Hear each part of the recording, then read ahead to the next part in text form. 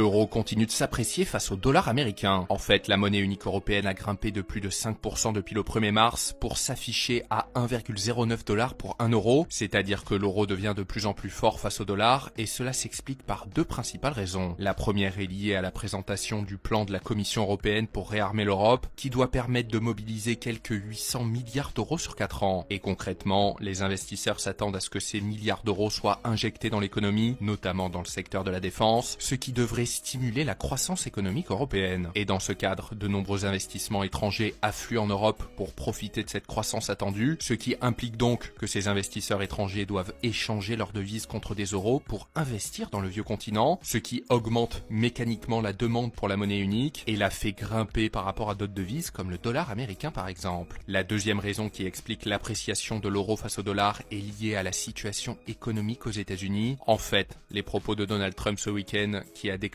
qu'il y aurait une période de transition pour l'économie américaine et indiqué qu'il prévoyait toujours de mettre en œuvre de nouvelles hausses de droits de douane dans les mois à venir, ont renforcé les inquiétudes du marché. Et désormais, un bon nombre d'analystes craignent même une récession économique aux États-Unis et au bout du compte, ces tendances exacerbent un peu plus la méfiance des investisseurs envers le marché américain et donc implicitement envers le dollar américain et un bon nombre d'entre eux réorientent donc leurs capitaux en Europe, ce qui profite à l'euro.